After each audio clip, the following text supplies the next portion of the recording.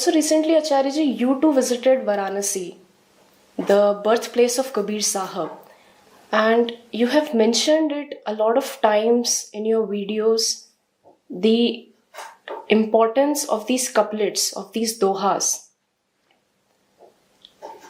And so, me and people who are sitting over here and the ones who are connected with us through this online medium would really want to know about your visit to the birthplace of Kabir Sahib.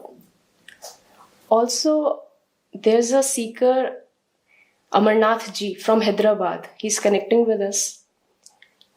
He's connected with us right now. And he has put forth this question that what is the real significance of these places, of such places for mankind?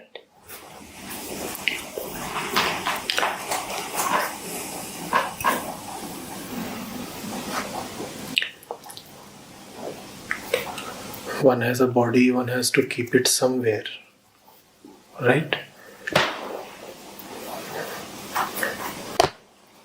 When one visits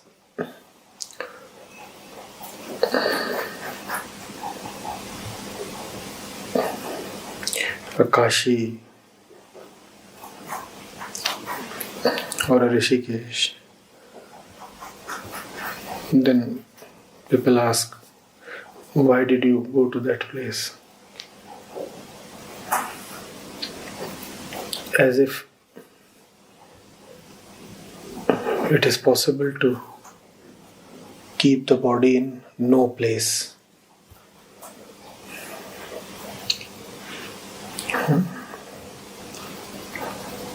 Who are you asking this question? You are somebody. Somebody. You are somebody. You are embodied. And a body cannot just hang around or float around randomly beyond space. Body is space. A body has to be situated somewhere. It is obvious, but I must draw your attention to it.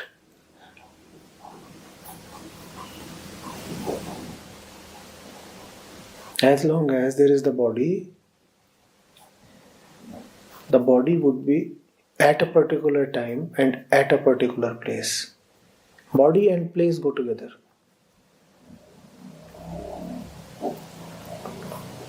You cannot have a place where there is no body, and you cannot have a body that is not in any place.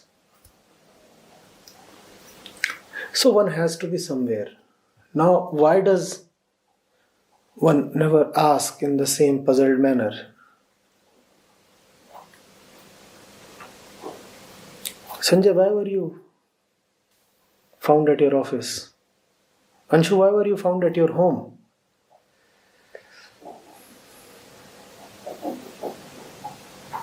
Kamlesh, why are you found in that room? Now, why are these questions never asked? How is it just very harmonious and agreeable in the scheme of things to be at a workplace or at a marketplace or at a residence? And why is it a special thing to be in Kashi? After all, one has to be somewhere. So it's just like asking me, why do you have a beard?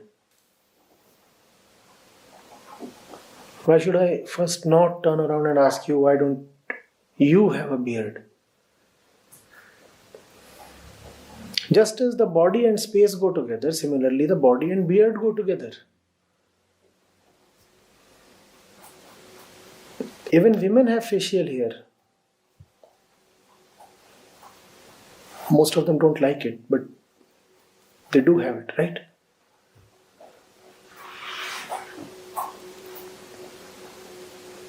If you ask me why do you have beard, I'll say, you too have the same stuff that I have in the bodily sense. But you never question your own situation. I want to ask you, when I was in Kashi for 4 days, why were you not in Kashi? Answer that.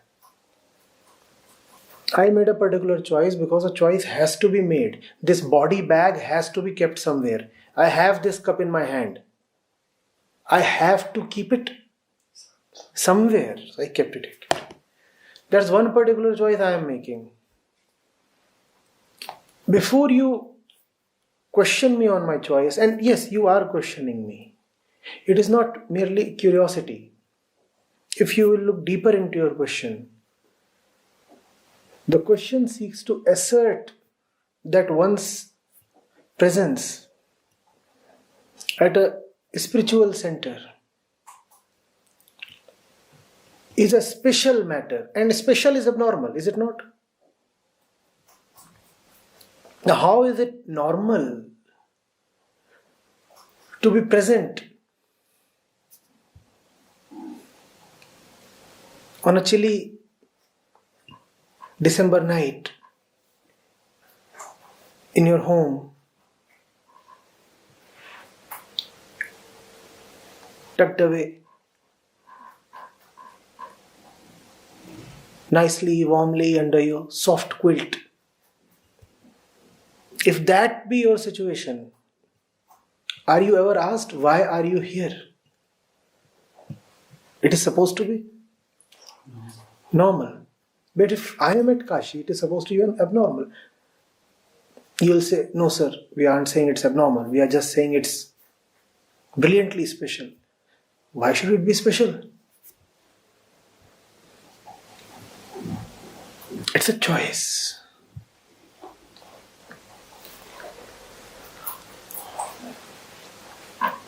You see, don't I have the responsibility of keeping this body at the right place? And why is that responsibility there? That responsibility is there because the mind has something to do with the brain. The mind has something to do with the brain. And you say, and everybody equally says, that the mind is restless. Restlessness has something to do with the mind, and the brain has something to do with the body. Please understand this. Are we all not restless? Is that not our central occupation? In fact, to keep restless. Now, restlessness has something to do with mind. Do you contest that? And the brain has something to do with the body. Do you agree? So, restlessness has something to do with the body. Are you getting it?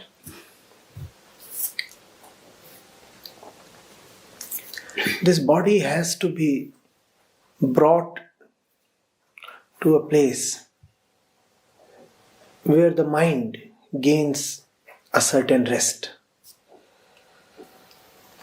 That alone is the purpose of space. That alone is the purpose of the vast expanse of the universe. Hundreds of countries, thousands of rivers, hundreds of forests, innumerable locations, innumerable people.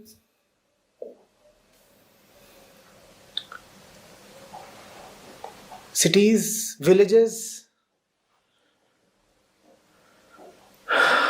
seas, ravines, peaks, valleys. Where to be? Why is there such a wide spectrum of choices available? And mind you, one can be just anywhere. One can be just about anywhere. You could as well say that the number of choices is infinite. Why have so many choices been given? In the middle of all these choices, there is something called the right choice. And the right choice is not ecclesiastical. It does not belong to no space. It belongs to this universe itself. At every point in time of your embodied life, there is one right place where you must be, and that one right place will keep varying with time. But there are never two right places where you must be. There are never two right decisions.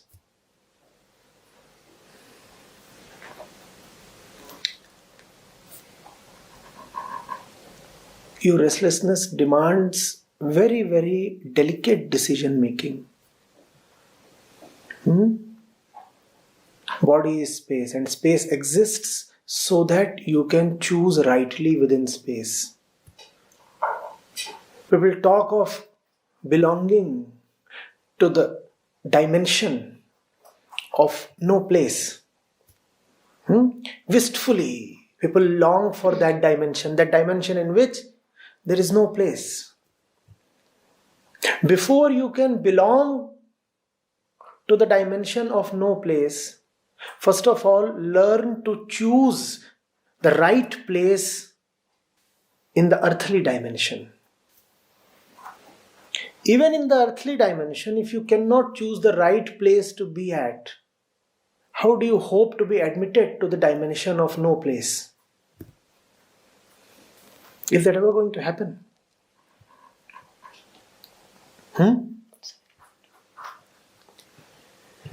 Even in a basic game like that of soccer, the players must know where to be.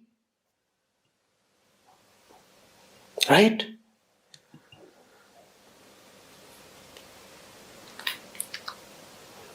The second test match just concluded at Perth between India and Australia. I'm talking of cricket.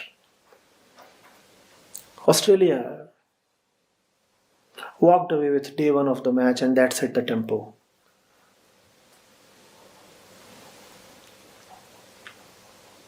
Part of the reason was the field placement that was not exact. The captain did not quite know where to place his men. If you do not know where to be, you will miss everything. Catches will come flying and not find you where you must be. Right?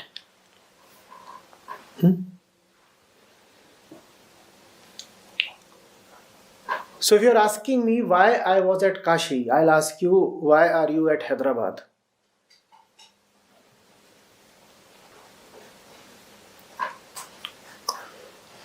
Because being in Kashi, I very well know why you are in Hyderabad, but being in Hyderabad, you will probably never come to know why I am in Kashi. If I am in Kashi, why are you at Hyderabad? Do you really love the Charminar so much? Is that the reason? Are you in love with the Hyderabadi biryani?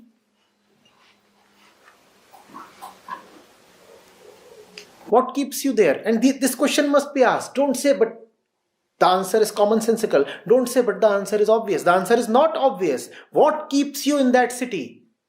If you will realize that 1,000 bondages hold you to that city, then you too will run towards Kashi, because Kashi is the city of liberation. But till the point you do not realize what keeps you in your job, in your house, in your city, you will keep wondering, why does anybody ever go to a Himalayan peak or to the narrow, dingy, squalid lanes of Varanasi, Why must one ever go there? Hyderabad is such a smart city. And Varanasi is anything but smart. Why would anybody ever want to go to Varanasi? You go to Varanasi when you are fed up with your bondages. Not that Varanasi will give you freedom. I just said that Varanasi is the city of liberation. But it is not. It really is not. No city is the city of liberation. Then why are you in your city? Varanasi is not the city of liberation. True. Hyderabad too is not the city of liberation. Why are you in your city? You answer that first. I'll tell you why I keep a beard. But first of all, you tell me, why do you keep shaving every day?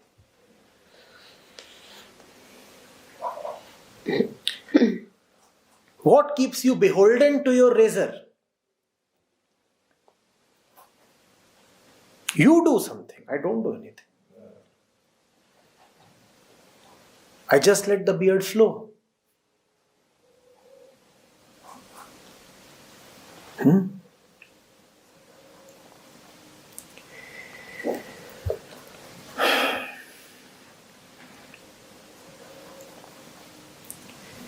We go to 1,000 places, don't we? And it never occurs to us that we must really investigate what motivates us to move from place to place.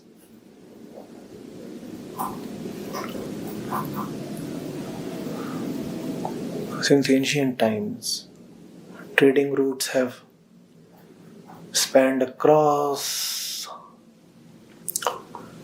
cities, countries, even continents. You know of the Silk Route. People were traveling so much. You know how the East India Company came to India. They came to trade. So people travel. Sometimes they are found in this city, sometimes they are found in that city. It is considered normal. Why don't we figure out why does the mind keep wandering from place to place? Why?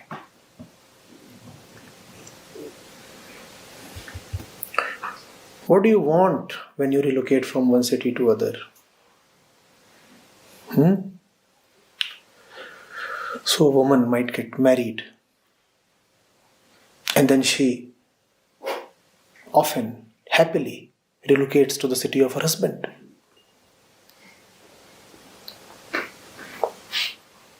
It is not questioned.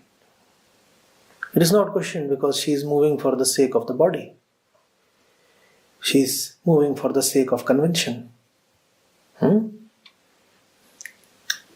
then the husband gets a raise in his job and gets transferred to some other place. And that too is alright.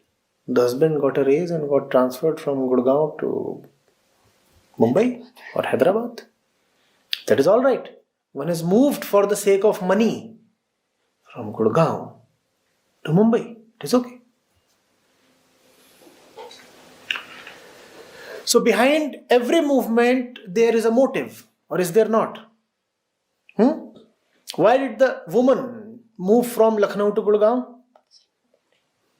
She got married and the husband's body was there in Gurgaon. And marriage means that the two bodies must come together and consummate. So the woman just hopped over to Gurgaon. And then from Gurgaon the couple flew away to Mumbai. And that is alright. So behind all movements, there is something that you want, right? You wanted the body, then you wanted the raise and the money, and then you wanted the worldly success.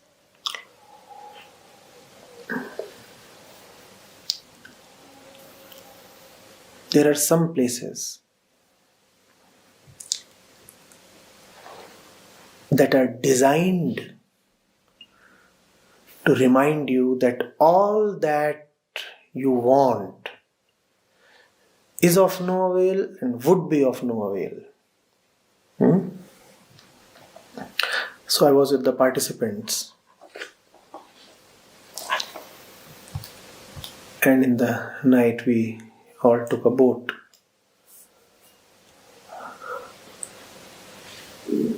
And then the boat halted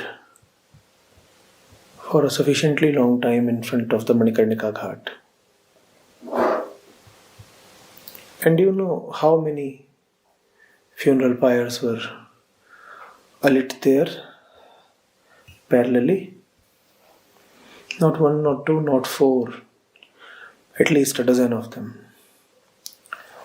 8 or 10 we could visibly see, and there were a few more not directly visible.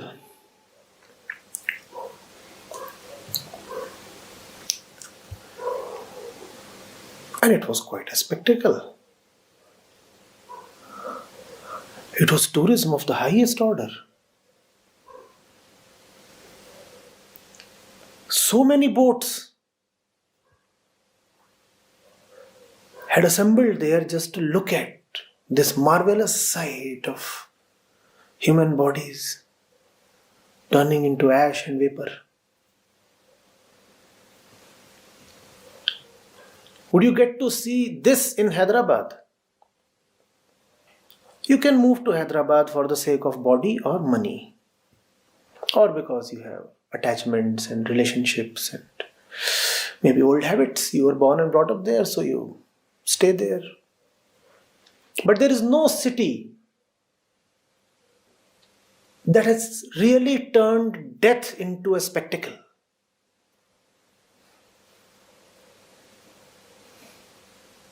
There is no city one comes to just to die. Kashi is one such city. Well, no place is special, mind you. Third time, please mind it. No place is special. But some places are designed especially. Kashi is designed in that way. Otherwise, all locations are just sensory. No location is one up or down the other. Kashi is designed in that way.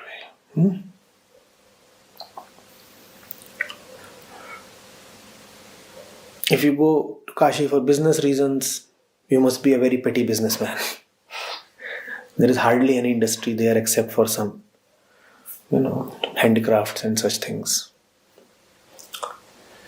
You cannot go to Varanasi for any genuine reason other than to be liberated of all places.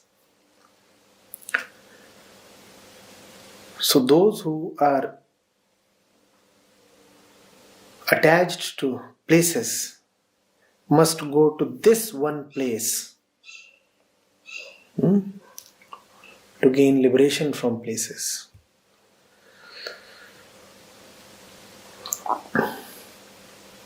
The funeral pyre is burning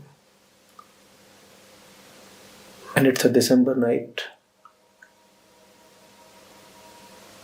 Somebody is having a nice sleep next to it. And then there are a couple of hungry dogs.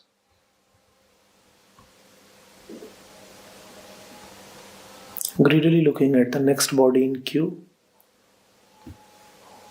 awaiting the bonfire.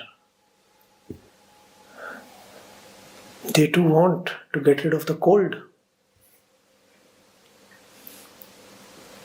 And after they have had the heater, they'll also have the meals, barbecue, live, and mind you, organic. Assuming that the deceased was not a habitual consumer of coke and such things.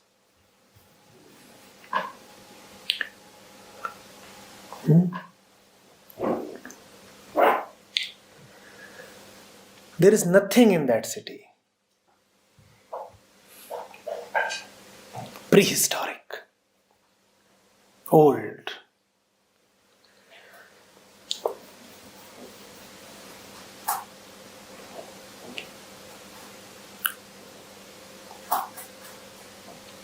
Narrow lanes,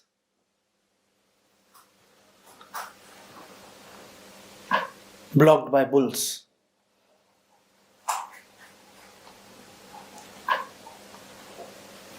If you want to cross that lane, you must either be a super bull or you must bribe the bull or you must ride the bull. And if you think I am joking, then you may keep waiting till eternity. Because bulls are bulls.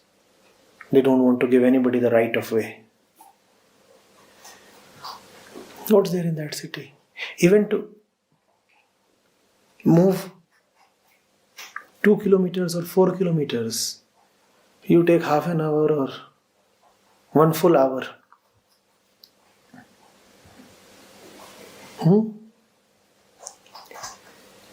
The traffic is sickening.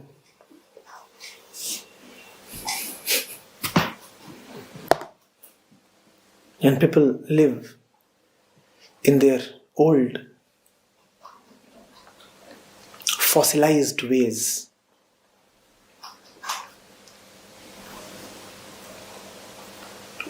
Many of them will not be able to keep up with the modern world. Even the Ganga river there is not pure at all.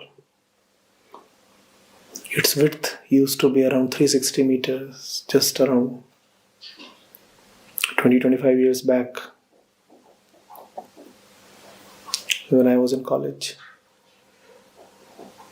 Now I learned that the width has reduced to 270 meters.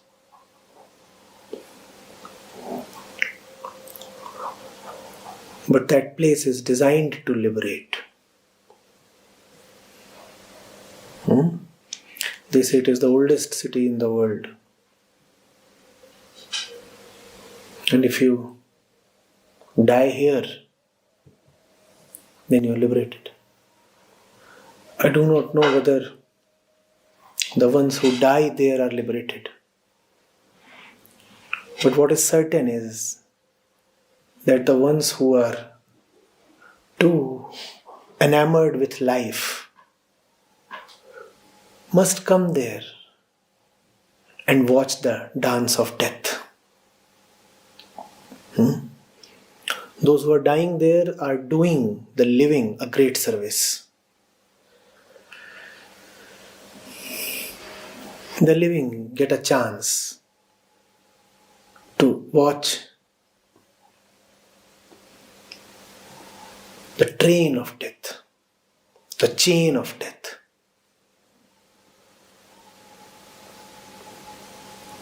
One wave of bodies after the other. And you look at the religious personnel there, the pandas, and with such indifferent nonchalance, they go on doing their business.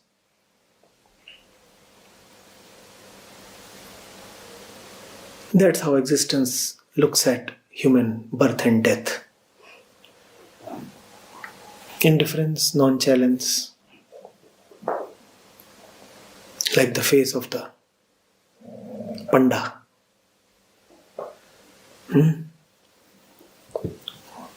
The man is about to be burnt. The wife is beating her chest. The kids are wailing away. And the panda is expressionless. And he is saying, "Come on, be quick. There are 6 more waiting." Expressionless, emotionless. Almost like the river over which the body is being lit.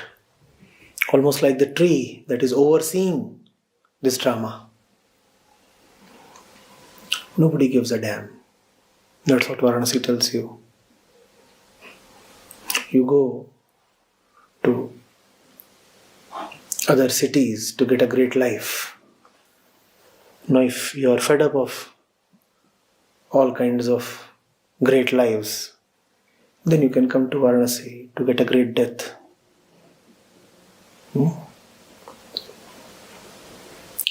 But you'll come to Varanasi, as we said in the beginning, only when you first question why you are found in any particular city.